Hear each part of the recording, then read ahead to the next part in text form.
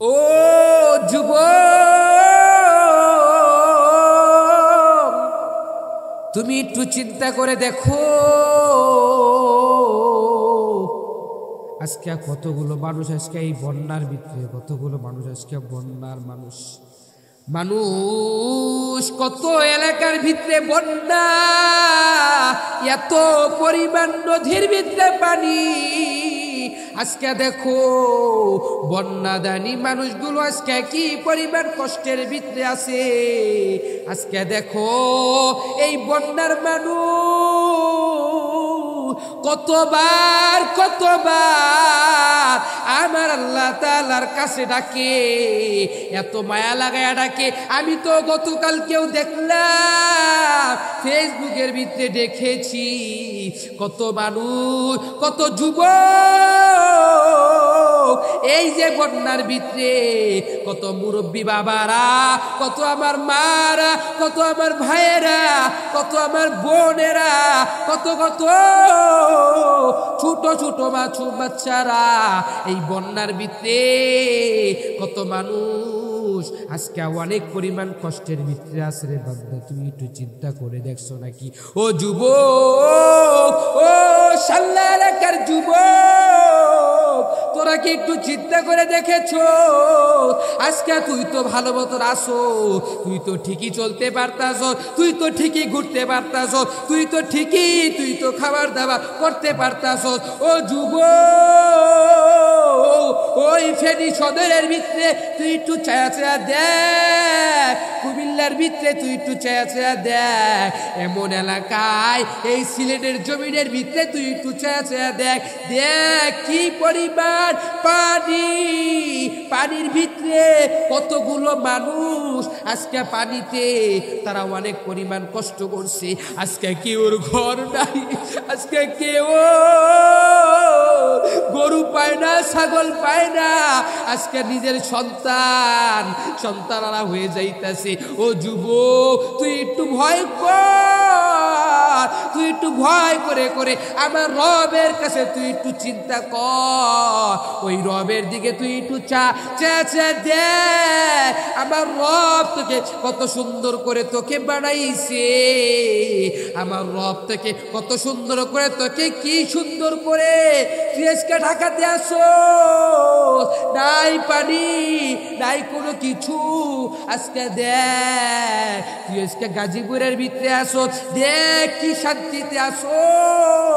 আজকে ফেনী সদরের যুবকদের দিকে একটু খেয়াল কর, আজকে কুমিল্লার মানুষের দিকে খেয়াল কর, আজকে সিলেটের জমিনের মানুষের দিকে তুই একটু খেয়াল করে দেখ, তারা আজকে কত কষ্ট,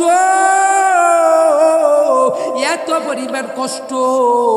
আজকে পানির ভিতরে নিজের সন্তান বাঁচাইবে নাকি আমি বাঁচবো, এই কথা বলে আজকে মারা বাবারা চিন্তা করে। ও মা, ও বাবা, আমি দেখেছি একটা ছোট বাচ্চা, এই যে ছোট বাচ্চার এক যুবক, এই যুবকটা জানো কি করছে? ও বাবারা তোরা একটু খেয়াল করে শুনে নে, এই যুবক তুই একটু খেয়াল করে শোন।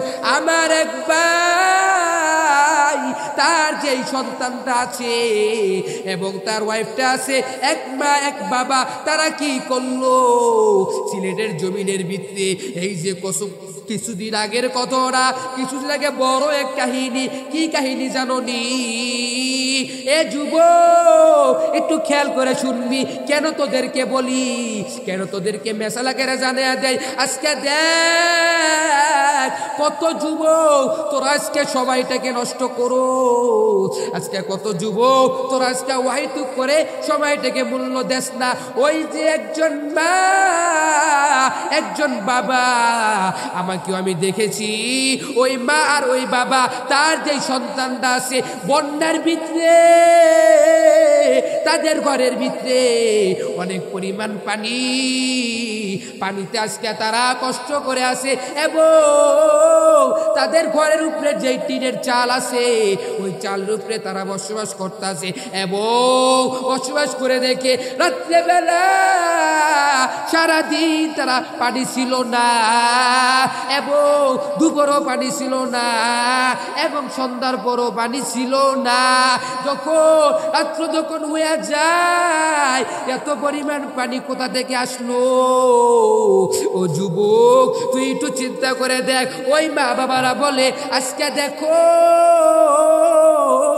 এত পরিমাণ কষ্ট কেন? বললাম বাবা তোদেরকে, এই যে মা আর বাবা তাদের সন্তানকে বাঁচানোর জন্য আজকে সন্তান হারা হয়ে যাইতেছে। কত মা আজকে বাবা হারা হয়ে যাইতেছে, কত যুবক আজকে বাবা হারা হয়ে যাইতেছে। ও যুবক, তোরা একটু খেয়াল করে দেখ, আমার রবের কাছে দোয়া কর, রবের কাছে এত পরিমাণ দোয়া কর। ও তুই আর মালিক আল্লাহ, এই দুনিয়াতে আমার মা নাই, আজকে আমার বাবা নাই, আজকে আমি বড় এতিম, আজকে এতিম থাকা শর্ত। ও আল্লাহ, তুমি আমাকে আজকে আমার এই বন্যার ভিতরে তুমি আমাকে বাঁচাও। আমার গুনার কারণে আমাকে তুমি শাস্তি দিতেছো আল্লাহ, আমার গুনার কারণে তুমি আমাকে কষ্ট দিতেছো আল্লাহ। এমন করে করে যুবক বন্যাবাসী মানুষেরা এত পরিমাণ কান্দাকাটি করে, কান্দাকাটি করে করে আজকে দেখো তাদের কান্নার ভিতরে আজকে এত পরিমাণ মায়া ডেকে ডেকে ডেকে ডেকে আমার রবের কাছে ডাকে, এত সুন্দর করে ডাকে, মায়া লাগাইয়া ডাকে। কেন বাবারা? তোমাদেরকে বললাম সব কিছু দেওয়ার মালিক আমার আল্লাহ, তোমাকে বানাইছে আমার আল্লাহ, তোমাকে এবং আমাদেরকে ঘরের ভিতরে রিজিক দেওয়ার মালিক ওই আল্লাহ, এবং সব কিছু দেওয়ার মালিক ওই আল্লাহ। আমার আল্লাহ পারলে এই পৃথিবীটার ভিতরে ওই যে কুমিল্লার মানুষ এবং ফেনীর মানুষ, সিলেটের মানুষ, যারা যারা বন্যার ভিতরে আছে, ঘরের ভিতরে পানি পানি আর পানি, এত পরিমাণ পানি। আজকে দেখো যুবক, আমার আল্লাহ তাআলার কাছে তুমি একটু দোয়া করো, আল্লাহর কাছে চাও, চাইছে তুমি ওই রবের কাছে তুমি যদি চাইতে পারো, অবশ্যই অবশ্যই আমার রব তোমাকে দিবে। নূহ নবী আলাইহিস সালাম, এই যে নূহ নবী, তার কাহিনীটা বান্দা খেয়াল করে শুনিয়া নাও। ও যুবক, তোরাও নিজের মাথা লাগাইয়া জ্ঞান খাড়াইয়া বুদ্ধি দিয়া এবং মনোযোগ দিয়ে শোন, তোরা শুনিয়া নে। আমি তোদেরকে পায়ে হাত ধরে বলিয়া যাই, আমি তোদেরকে বারংবার বলি, এই নূহ নবীর কাহিনী শুনবি। এই যে নূহ নবী কোরআনের ভিতরে এত দামি এক নবী, প্রাচীন কালের এক নবী নূহ নবী, কোরআনের ভিতরে নূহ নবীর কথা 42 বার বলছে। 42 বার নূহ নবীর কথা 42 বার কোরআনের ভিতরে বলছে। নূহ নবী এত দামি এক নবী, এই নবী জানলি কি দামি নবী হইছে? এই নূহ নবী কোরআনের ভিতরে তার কথা 42 বার বলেছে। 42 বলা শর্ত নূহ নবী তার এলাকার কওমের মানুষদেরকে দ্বীনের দাওয়াত দেয়। ওই আমার কওমের মানুষেরা, তোমরা আসো, তোমরা এক আল্লাহকে বানো, এক নবীকে বানো। আল্লাহ তাআলা তোমাদেরকে যেই কাজের জন্য বানাইছেন তোমরা আল্লাহর কাছে চাও। এমন করে করে তার কওমের মানুষদেরকে বুঝায়, তোমরা মূর্তি পূজা করিও না, তোমরা মূর্তির দিকে চাইও না। ওই মূর্তি তো হাঁটতে পারে না, চলতে পারে না, ওই মূর্তি তো খাবার দিতে দিতে পারে না, ওই মূর্তি তো তোমাদেরকে কোনো কিছু দিতে পারবে না। ওই আমার কওমের মানুষেরা, তোমরা শুনিয়া লও, আজকে তোমাদেরকে বলি, এতবার ভয়া লাগাইয়া নবী যখন কওমের মানুষদেরকে যখন বলার সঙ্গে সঙ্গে তার কওমের মানুষেরা বলে, এই রে, তুই তো নিজেই তো নবী দাবি করেছো, আবার তুই বলতেছস যে কি আমার আল্লাহকে মান, আমার আল্লাহকে মান, আমার নবীকে মান, এমন করে করে তুই যে বলস, এমন করে করে তুই যে বলস, আরে তুই যে আবার বলতেছস যে আমাদের যে আযাব হবে, আরে এটা তো বাকি খবর, আমরা তো নগদ খবরই করতে পারি না। বলে যে আমরা তো নগদ খবরই করতে পারি না, বাকি খবর কিন্তু ওটা তো পরের বিষয়। এখন যে নগদ আছে, নগদটাই পারি না, আর বাকিটা কেমনে করবো? এমন করে করে নবী যখন এমন করে করে যখন বলার সঙ্গে সঙ্গে তার কওমের মানুষরা সবাই কয়, তুই তো নিজেই তো নবী দাবি করছস, আবার কস কি যে আযাব হবে, আযাব হবে, আরে এটা তো বাকি খবর, নগদ খবরই তো শেষ করবে, এটা বাকি খবর কেমনে শেষ করবে? এমন করে তার কওমের মানুষেরা নবী এত মায়া লাগাইয়া, এত দরদ করিয়া তার কওমের মানুষদেরকে বুঝায় কেন বুঝায়? ওই আবার কওমের মানুষেরা, তোরা মূর্তি পূজা করিস না, তোরা মূর্তি পূজা করিস না, ওই মূর্তি তোকে দিতে পারবে না, ওই মূর্তি তোকে তো খাবার দিতে পারবে না, তোকে আমাকে বানাইছে আমার ওই রবকে তুই একটু ডাক, ওই রবের কাজগুলো কর, আর নবীজির কাজগুলো মান। এমন করে করে নবী যখন বলল, তার এলাকার কওমের মানুষেরা বলে, না আমরা তোর কথা শুনবো না। এমন করে করে যখন বলল, কিছুদিন সময়ের পর আল্লাহ তাআলা নবীকে বলে, ও নবী, তুমি একটু শুনিয়া লাও, তোমার কওমের মানুষেরা জানি তোমার কথা শুনবে না, এটা আমি জানি এবং এটা আমি বুঝি। আজকে আমি তোমাকে বলিয়া দেই, কেন তোমাকে বলবো? তুমি বুঝবা, তুমি একটা কাজ করবা। কি কাজ? তুমি একটা কাজ করবা। কি কাজ? তুমি একটা 3 তলা বিশিষ্ট স্থলভাবে 3 তলা বিশিষ্ট একটা নৌকা বানাইবা, ওই নৌকাটা তুই বানাইবা। এমন করে করে নবী যখন 3 তলা বিশিষ্ট নৌকা বানাইতে শুরু করলো, স্থল ভাগে, মানে কোন ভাগে? স্থল ভাগে, মানে নিজের বাড়ির ভিতরে একটা বানাই না, উঁচু জায়গায় বানাই। আপনারা মাঝে মধ্যে খেয়াল করে দেখবেন, যারা নৌকা বানায়, যারা নদী অঞ্চলে মানুষ, যারা নদী অঞ্চলে মানুষ, তারা কি করে? তারা করে কি, নদীর পাশেই তো নৌকা বানায়, মানে না, নদীর পাশেই নৌকা বানায়। কিন্তু নবী তিনি কি করলো? স্থল ভাগে তিনি এই জায়গায় নৌকা বানায়। নৌকা বানানোর সঙ্গে সঙ্গে যখন 3 তলা নৌকা যখন বানিয়ে ফেললো, ওই নবীর কওমের মানুষেরা তারা বলে বলে এবং তারা এসে দেখে, রে হাই রে, এত পরিমাণ পাগল, এই তুই তো নিজেই নবী দাবি করেছ, আবার তুই তোর বাতারা নষ্ট হয়ে গেছে, আবার তুই হাই রে এত বড় ব্যাককল, আই রে তুই বলে নবী, আরে তুই তো ব্যাককল, নদীর পাশে বাইছে নৌকা বানায়, আজকে তুই এত উঁচু জায়গায় এত স্থল ভাবে তুই নৌকা বানাইতেছ, তোর মাথা বড় নষ্ট, ওই তুই তো পাগল হয়ে গেছো। নবীর কওমের মানুষেরা এমন করে করে যখন নবীকে যখন বলে, কিছুদিন সময়ের পর আল্লাহ তাআলা আসমান থেকে অর্ডার দেয়, এই দুনিয়ার সমস্ত গর্তগুলো, এই তোদের নিচ থেকে তোরা পানি বাইর করে দে। আল্লাহু আকবার, আল্লাহু। এই গর্ত, যেই গর্তগুলো আছে, গর্তগুলো কথা শুনে কার? আমার আল্লাহ। আসমান থেকে বৃষ্টি বর্ষিত হয় কার হুকুমে? আবার আল্লাহ।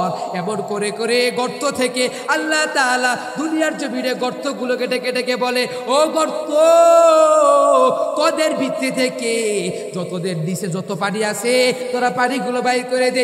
এমন করে করে বলে আল্লাহ তাআলা আসমানকে ডেকে ডেকে বলে, ও আসমান, তোদের উপর থেকে বৃষ্টি বর্জিত কর। এমন করে করে তোরা যে বৃষ্টি বর্জিত করবি। ওই বৃষ্টি বর্জিত করলে কি হবে, এবং পুরো দুনিয়াটা পালাবনের ভিতরে মেরে দেবি, পানিয়ারা হয়ে যাবে, পানি পানি হয়ে যাবে। কিছুদিন সবার ভিতরে যখন পানি চলে আসলো, নবী ওই যে তিনতলা বিশিষ্ট নৌকা যখন বানাইলো, বানালির সঙ্গে সঙ্গে নবী যখন ওই নৌকার ভিত্তি উঠলো এবং তার কৌমের মানুষদেরকে ডাকলো, আসো যারা যারা আবার আল্লাহকে মানবি, যারা আবার আল্লাহকে মানবি, আয় আয় আয় এই নৌকার উপরে ওঠ। এবং ওই নৌকার ভিতরে 40 জন মানুষকে দিছে। দেওয়ার পরে নবীর ছেলে আছে কেনাল, ওই কেনালকে ডেকে বলে, বাবা রে আয় আয় আয় এই নৌকার ভিতরে আয়, এই পানির ভিতরে তুই তো বসে থাকতে পারবি না, পানি তো বেড়ে যাবে, ও বাবা রে আয় আয়। তখন কেনাল বলে, বাবা রে আমি তোমার এই নৌকার ভিতরে যাব না, তোমার এই নৌকার ভিতরে আমি উঠবো না, আমি ওই যে উঁচু পাহাড়, ওই পাহাড়ের ভিতরে যাব, এবং ওই পাহাড়ের ভিতরে যায় আমি ওই যে খাড়াইলে পানি আমাকে ধরতে পারবে না, কোনো পানি আমাকে ছুঁইতে পারবে না। এমন করে করে বাবাকে বলল, পাশে দেখবেন যে আজকে বাবা এই যে নবীর সন্তান হইয়া আজকে হেদায়েত পাই নাই, এতবার বারবার বললো, বলার সঙ্গে সঙ্গে তাও কেনাল ছুলে নাই। এ বাবারা তোমরা খেয়াল করে শুনবা, আজকে দেখবা ভালো মানুষের সন্তানেরা আজকে চোর হয়, ডাকাত হয়, হিরুচি হয় এবং বদখোর হয়। এত বড় বড় আজকে টাকার বাহার করে ফেলেছো। আজকে দেখো বাংলাদেশের ভিত্তি এই যে আগে যে শিক্ষা মন্ত্রী ছিল বিপি বডি, এই যে যারা ছিল এতবার টাকাগুলো তারা বেহালাল পথে দিছে, হালাল টাকা আজকে গরিবের টাকা তারা বাইরা খাইছে, খাওয়া এত পরিবার খাইছে। আজকে দেখো দুনিয়াতে তাদের শাস্তি হইতেছে। আল্লাহ কয়, ও বান্দারা তোরা শুনিয়া দে, আমি আল্লাহ কিন্তু ছাড় দেই, কিন্তু আমি আল্লাহ ছেড়ে দেই না। এত পরিবার তারা টাকা নষ্ট করছে, আজকে গরিব অসহায় মানুষদের টাকাগুলো তারা নষ্ট করছে, করে করে তারা আজকে গাড়ির পর গাড়ি, বাড়ির পর বাড়ি, এত পরিবার বাড়ি করছে, এত পরিবার গাড়ি করছে। ও বাবারা তোদেরকে কেন বললাম, দেখ তোরা যে গুনার কাজ করো, দেখ তোরা যে এত পরিবার করতেছ, তাও তোদেরকে বলি রাত্রেবেলা বালিশের লগে বাতা লাগাইয়া তুই একটু চিন্তা কর। আরে চিন্তা করলে তোর ভিতরে সব কিছু জেগে যাবে। তুই যদি একটু চিন্তা করো তাহলে ওই চিন্তা করলে তুই নিজেই বুঝতে পারবি আমি ভালো পথে আসি নাকি আবার খারাপ পথে আসি নাকি, এটা তোর দ্বারা বিপুষ্ট করে চলে আসবে। কেন তোমাদেরকে কেন বুঝাইলাম বাবারে, ওই যে নবী তার সন্তানকে ডাকলো, কেনালকে ডাকলো নিজের জাল বাঁচানোর জন্য। কেনাল বাবার কথা শুনলো না, কেন শুনে না? বাবাকে বললো, ও বাবা তুমি তো আমাকে বলিয়া দাও, আমি এই নৌকাতে উঠবো না, আমি তো এই নৌকাতে যাব না, আমি যাব না। আমি যদি ওই উঁচু পাহাড়ের ভিতরে খাড়াইলে আমাকে পানি ধরতে পারবে না, আমার কোনো পানি লাগবে না। এমন করে করে যখন বলার সঙ্গে সঙ্গে কেনাল শুনলো না। কেনাল তখন উঁচু পাহাড়ের ভিতরে গেল।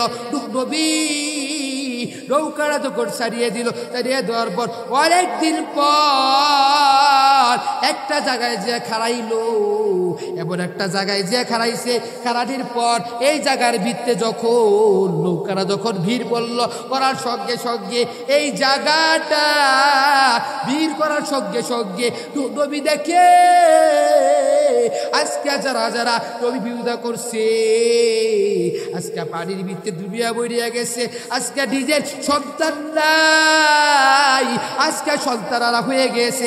এমন করে করে যখন নবী যখন বলছে, বলার সঙ্গে সঙ্গে নবী আল্লাহ কেটে ডেকে বলে, ও আমার আজকে তোমাকে চাবি, আল্লাহ তোমার কাছে আমি তো বলছি আল্লাহ এই দুনিয়াতে আমার পরিবারের এই বল্লার বিললে কোনো ক্ষতি হবে না। আল্লাহ তুমি তোমার কাছে ওয়াদা করেছো, আল্লাহ তুমি তো আমাকে প্রতিশ্রুতি আদায় করেছো। আল্লাহ তুমি তো আমাকে বলেছো আমার সন্তানের কোনো ক্ষতি হবে না, আমার পরিবারের কোনো ক্ষতি হবে না। আজকে আমার সন্তান নাই। আল্লাহ বলে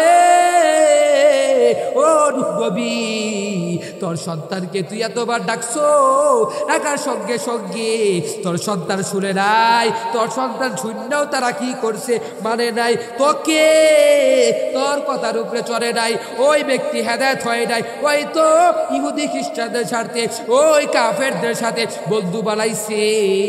আমি আল্লাহ বললাম কি সার দেই কুদ্দুক ছেড়ে দেই না। আমি আল্লাহ তোর সন্তানরা আমার কথা শুনে নাই, না শোনার কারণে, আমার কথাটা না বুঝার কারণে আমি আল্লাহ তাআলা তাকে এত পরিমাণ অপমানিত করলাম। এই পানির ভিতরে তাকে আমি চুবায়া চুবায়া চুবায়া বাল্লাম। এই ব্যাপারে তোমার কোনো চিন্তা করা লাগবে না। ও বাবারা কেন তোমাদেরকে বললাম, এই যে আল্লাহ তাআলা বলে তোমাদেরকে এতবার এই যে বল্লার মানুষ তারা যে অনেক কষ্টের ভিতরে আছে, ও বাবারা তোরা হেদায়েত হ, হেদায়েত নামের পথে চল, হেদায়েত নামক দৌলত নিয়ে রে তোরা চল, এমন করে করে চল। হেদায়েত দেওয়ার মালিক আল্লাহ, আবার হেদায়েত ছিড়া নিয়ে যাওয়ার মালিক আবার আল্লাহ। তুই যদি হেদায়েত করে হেদায়েত যদি আবার মালিকের কাছে চা, ওই মালিক তোকে হেদায়েত দিবে। খালি ঠাইরা হেদায়েত দেওয়ার মালিক আমার ওই আল্লাহ। আজকে দুনিয়ার সামান্য নেতারা যে আছে, আজকে আমাদের নেতারা তারা কি করে, তারা তো হেদায়েত দেওয়া ইনসাফ তারা করতে পারে না, তারা তো ইমামে আদালত করতে পারে না। কেন পারে না? তারা কেন বুঝে না? তারা কেন ইমামের আদালত করতে পারে না? তারা কেন জানুনি? আজকে তারা টাকার উপরে চোখ দেখে গেছে, টাকা দেখে চিনে, মানুষ দেখে চিনে। যার টাকা আছে তার সাথে মানুষ আছে, যার টাকা নাই তার সাথে কোনো প্রকার মানুষ নাই। আজকে ইমামে আদালত তুই বাধ্যা করতে পারস না। এ নেতারা তোমরা শুনিয়া নাও, তোমাদের ভিতরে ইমামে আদালত তৈরি করো। তোমরা আজকে ইমানওয়ালা হও, তোমরা আজকে নেক কাজ করো, করে তোমরা চলে ওই নেক কাজের ভিতরে তুমি যদি চলতে পারো তাহলে কামিয়াব হয়ে যাইবা। আর যদি ওই নেক কাজ তুমি যদি না করো এবং তুমি ইনসাফওয়ালা না হও, এবং তুমি যদি নেক কাজ না করো, না কইরা তুমি যদি অন্ধকার কবরে যাও, ওই অন্ধকার কবর কি হালত হবে তুমি তো জানো। তুমি যাইরাও গুনার কাজ করো। ও নেতারা তোমরা আজকে ইমামে আদালত করো। কেন বললাম বাবা তোমাদেরকে? দেখবা মাঝে মাঝে ছোট মাসুম বাচ্চারা যখন ছোট থেকে একটু বড় হয়, তার যেই বাবা আছে, বাবা যখন একটা মাদ্রাসার ভিতরে দিয়ে আসে মাঝে দিয়ে আসে, তখন দেখুন একটা দেখবেন আপনারা, আমি অনেক জায়গায় দেখছি, শুনছি, শোনা কথা আবার দেখা কথা, শুনছি কি অনেক দূরে এক মাদ্রাসা, দেখুন আমাদের থেকে বাড়ি থেকে একটু দূরে ভিতরেই মাদ্রাসার ভিতরে এক হুজুর এক ছাত্রকে মারার সঙ্গে সঙ্গে ওই ছাত্র গার্জিয়ান কি করছে, ছাত্র যায় বাসায় যায় কইছে, বলার কারণে ওই ছাত্র যখন বাসার ভিতরে কইছে, কোয়ার সঙ্গে সঙ্গে ছাত্র গার্জিয়ান মাদ্রাসা আইসিয়া হুজুরকে এত পরিমাণ লাঠি বাঁশ দিয়া মারামারি করলো। হুজুর কিন্তু কোনো কিছু করে, একটা ছাত্র হইয়া তার ওস্তাদকে কি পরিমাণ মনে কষ্ট দিতেছে। কেন কষ্ট দিছে? ওস্তাদে মারছে ঠিক আছে, আরে তোমার ভালোর জন্য খারাপের জন্য মারে। ওস্তাদ তাদের দিন দেয়, ইসলামের পথে চলার দাওয়াত দেয়, ওস্তাদ তোমাদেরকে বুঝাইয়া দেয়। ওস্তাদ কি জিনিস বাদ দাও, তুমি তো বুঝো তোমার ওস্তাদ তোমাকে খারাপ চাইবে, ভালোর পথে চাইবে। তোমার ওস্তাদ, তোমার মাদ্রাসার উস্তাদ তোমাকে দ্বীনের কাজগুলো করাইবে। কেন করাইবে? করায় চলাইবে, তোমাকে চলে শিখাইবে। তুমি কোরআন পারো না, তোমাকে কোরআনওয়ালা বানিয়ে দিবে। তুমি হাদিস বুঝো না, তোমাকে হাদিস বুঝাই দিবে। এমন করে তোমার উস্তাদ তোমাকে শিখাই দিবে। কিন্তু তোমার উস্তাদ সামান্য একটু তুমি ভুল করেছো বিদায় তোমাকে মারছে, সঙ্গে সঙ্গে তুই বাসায় যা কইছো। আমি মনে হয় এই যে তোমার উস্তাদ তোমাকে যে মারলো, তুমি যে তোমার মার কাছে বললা, তোমার বাবার কাছে বললা, বলার সঙ্গে সঙ্গে তোমার মা তোমার বাবা সবাই সবাই যে চলে এসছে, আসার কারণে তোমার এই ওস্তাদকে বাড়ছে, নির্দোষ, কোনো ওস্তাদ কোনো দোষ নাই, তাকে যে বাড়ছে কেন? এই বাড়ার কারণে আজকে তুমি তোমার এই ওস্তাদ আর বদদুয়ার কারণে তুমি দুনিয়াতে তুমি মনে হয় তোমার ঘরের ভিত্তি তো বরকত হবেই না, কোশ্চিন কালেও তোমার ফ্যামিলির ভিত্তি তো বরকত হবেই না, তুমি আলেম হইবে না, তুমি জালেমের খাতায় তুমি নাম লিখবা, ঠিক কিনা? আজকে ওস্তাদদেরকে মহব্বত করছো, তুমি আলেম হইবে না, তুমি জালেমের খাতায় নাম লিখবা, ওস্তাদের সাথে ভালো মতো চলবা, একটা হুজুর দেখলে তাকে সম্মান করবা, তাকে সম্মান করে চলবা, একটা হুজুর তাকে সম্মান করবা, হুজুর কেমন আছেন, ভালো আছেন, সালাদ দিবা, কথা বলবা, তাকে সম্মান করে চলবা। আর যদি না পারো তাহলে কোনো মুরব্বী হোক, মুরব্বী বাবারা, যারা মুরব্বী আছে, মুরব্বী বাবারা আছে, তারাও একটু চিন্তা করে চলবা, করে চলবা। মুরব্বী দেখলে যুবক, মুরব্বীও দেখলে সম্মান করবা, সম্মান করে চলবা।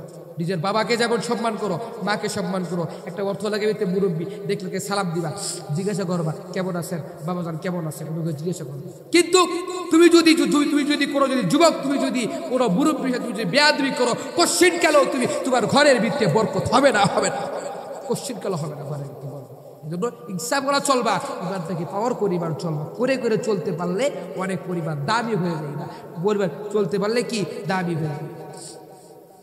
আল্লাহ বলেন, আলাম তারা কাইফা ফাআলা রাব্বুকা বিআসহাবিল ফিল।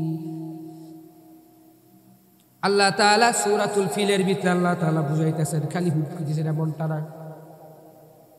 আল্লাহ তাআলা এই সূরা ফিল দিয়া নবীর ভিতরে কি কাহিনী আছে, কাহিনীটা বোঝার জন্য নবীর কথাগুলো যারা শুনে নাই তাদেরকে এত পরিমাণ অপমানিত করে মারছেন। ফেরাউনকে ওই পানির ভিতরে ছুঁয়া মারছে, নমরুদকেও মারছে, এমন করে মারছে। আল্লাহ বলেন, এত সুন্দর করে ওই নবী যেই দিনের দাওয়াতে কাজগুলো করতেছিল, তার কওমের মানুষেরা তার কথাগুলো শুনে নাই, তার কই মানুষেরা তার কথাগুলো বুঝে নাই, না বুঝে তারা ওই মূর্তির কাছে চাইছে, তারা ওই যে মূর্তি যে দিতে পারে না তাদের ভিত্তি এগিয়ে হতে ডুবায় নাই। নবী বারংবার করে তাদেরকে এত মায়া লাগাইয়া এত দরদ করিয়া তাদেরকে বুঝাইল, কিন্তু তারা বুঝে নাই। না বুঝার কারণে আজকে দেখুন কি পদে আছে। ও বাবারা, খালি শুধু এই ঠাইটা, এই নূহের ভিত্তি থেকে একটা কাহিনী আছে, এত পরিমাণ দামি এক কাহিনী আছে। বাদশা আবরাহার ইয়ামানের বন্দর বাদশা আবরাহার, এই বাদশা আবরাহার যখন তার এলাকার ভিত্তি যখন একটা রাজা বাদশা পাইল, আঙ্গ এলাকার কাউন্সিলর যারা আছে, ওই কাউন্সিলর যারা কি কাজ করে, এই ওয়ার্ডের ভিত্তি যতটুকু আছে, ওয়ার্ডের ভিত্তি নেতা হচ্ছে কাউন্সিলর সাহেব, তার কথার বাইরে কোনো কাজ করা যাবে না। ইয়ামানের বন্দর বাদশা আবরাহার, এই বাদশাটা তখন তিনি এত পরিবার কিভাবে কি কাজ করলো জানি, কাজ করার ক্ষেত্রে কি বুঝার ক্ষেত্রে কিভাবে কি কাজ করলো জানি। ইয়ামানের বাদশা আবরাহার তখন তিনি যখন পাওয়ার সঙ্গে সঙ্গে যখন তার যে রাজা বাদশারা আছে ওইটা পাইল, বাদশাহীর যেই মঞ্চরা আছে মঞ্চরা পাইল, পাওয়ার সঙ্গে সঙ্গে এত পরিমাণ দামি জিনিস পাইল, পাওয়ার সঙ্গে সঙ্গে বাদশা আবরাহার তিনি দেখে মুসলমানরা ওই কাবা শরীফে যায়, ওই জায়গায় যায় তারা ইবাদত বন্দি করে এবং ওই জায়গায় হজ উমরা করার জন্য যায়। বাদশা আবরাহার বাতার বড় টেনশন, আমার এলাকার ভিত্তি, আমার কওমের মানুষের ভিত্তি, ওরা ওই জায়গায় যায় আল্লাহকে ডাকে, হাই রে এটা তো আমি জীবনও করতে দিব না। এমন করে বাদশা আবরাহার যখন বলার সঙ্গে সঙ্গে যখন বললে যে, এবং তার মাথার ভিতরে বড় এক টেনশন,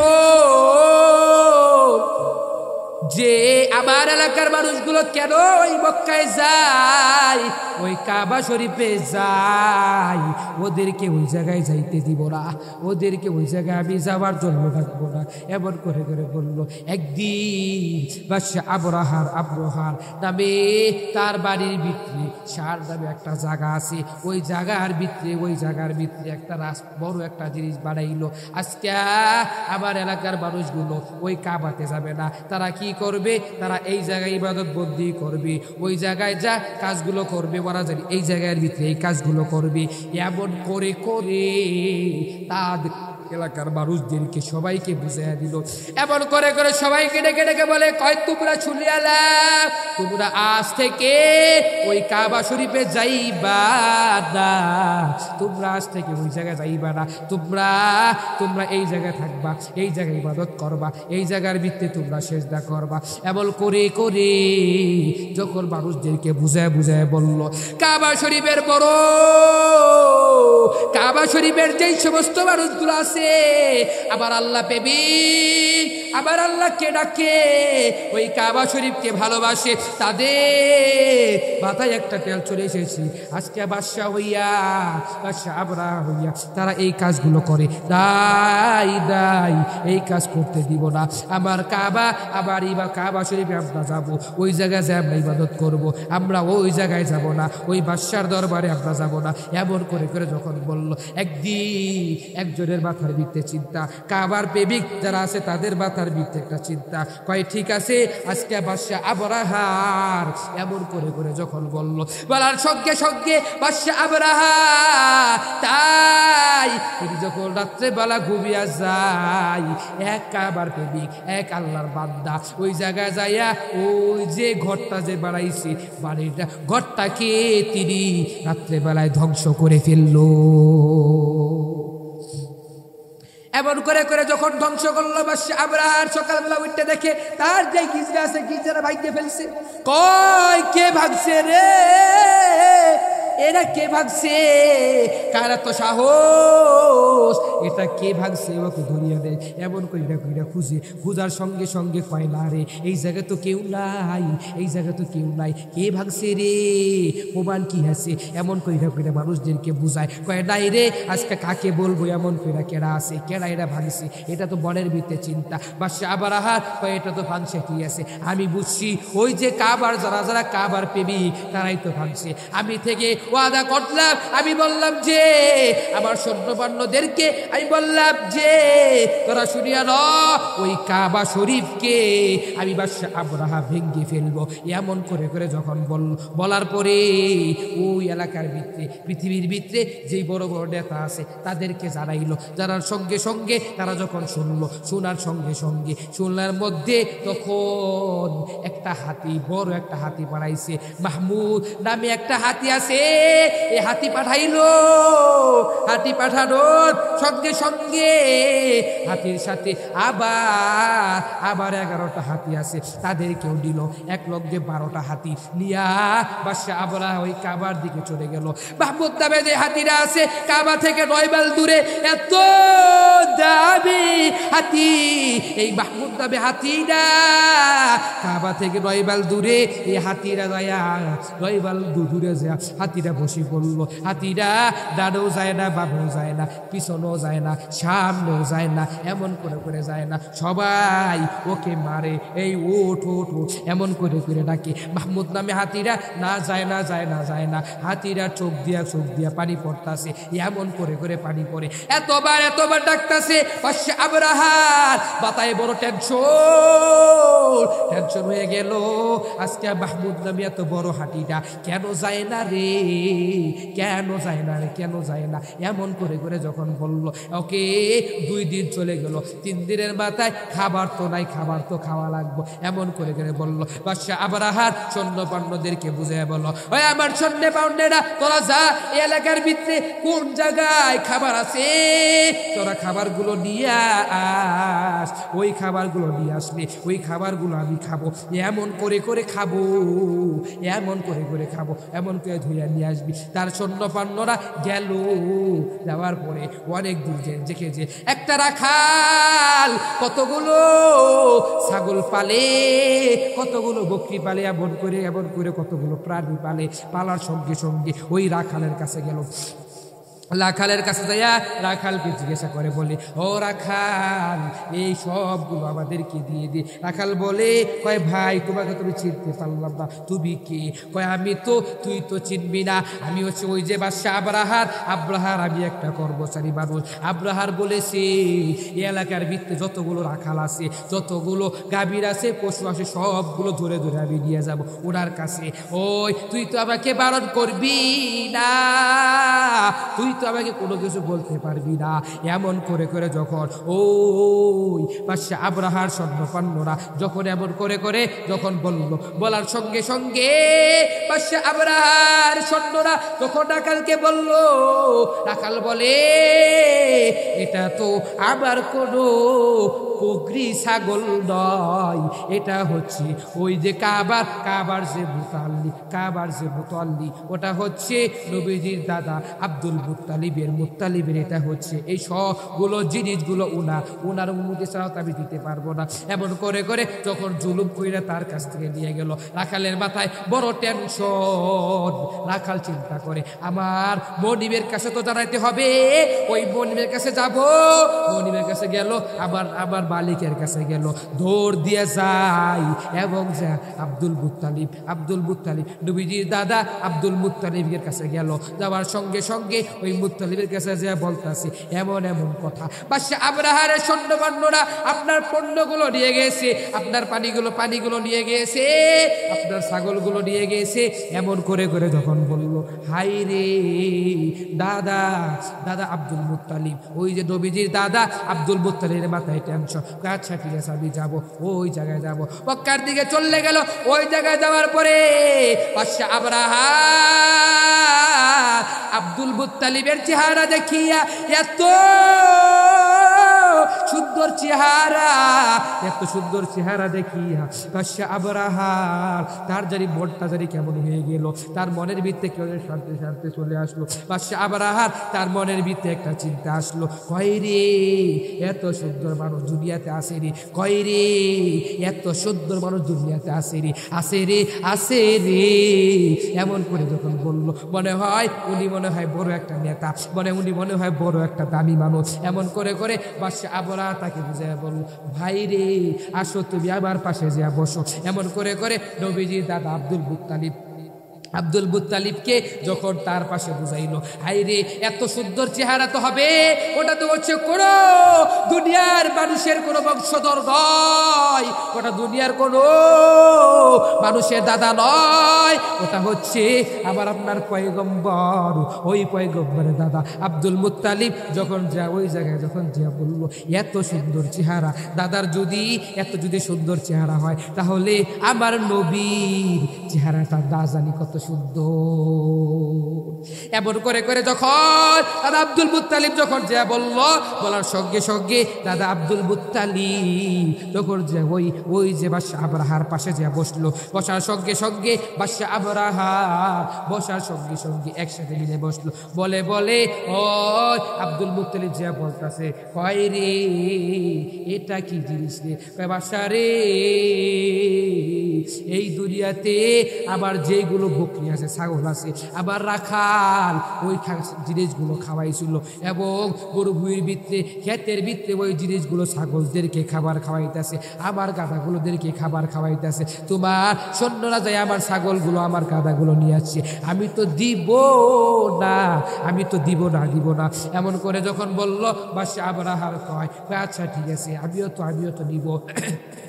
আমার যে সৈন্যরা আছে তারা যেইগুলো এনেছে, আমি কেন এনেছি তুমি জানো নি? আগে তোমার পরিচয় দাও। কাবার পরিচয় হচ্ছে এই কাবার আমি মুতাল্লি, আমার নবীজির দাদা আব্দুল মুত্তালিব। এমন করে করে যখন নবীজির দাদা যখন পরিচয় দিল আব্দুল মুত্তালিব, কয় রে আমি তো আগে তোমাকে চিনি নাই, আমি না চেনার কারণে হাই রে তুমি কি বড় ব্যাক করো। আমি আজকে বাদশা আবরাহার, আমি তো এসেছি কাবাকে ধ্বংস করার জন্য, কাবাকে ভাঙ্গার জন্য। তোমার কাছে তোমার বকরি বড় না কাবা বড়, এমন করে যখন বলল বাদশা আবরাহার কাছে, যখন মায়া লাগে বললো আমি তো মনে করেছি তুই মনে হয় বকরির জন্য আসো নাই, তুই মনে হয় আমার সাথে যুদ্ধ করার জন্য আসছো, তুই মনে হয় আমার সাথে লক্ষ্য করার জন্য আসছো। আমি তো মনে করেছি তুই মনে হয় কাবার কথা বলবা, তুমি কাবার কথা না বললা, তুমি বলতাছো কি আমার বকরিগুলো আমার গাধাগুলো আমাকে ফিরিয়ে দাও। হাই রে তুই বড় ব্যাক করলে, যা যা যা যা ছড়িয়ে যায়। আব্দুল মুত্তালিব ডেকে ডেকে বলে ওই বাদশা আবরাহার, তুমি শুনিয়া নাও আজকে এই দুনিয়াতে আমাকে বাড়াইছে আমার আল্লাহ।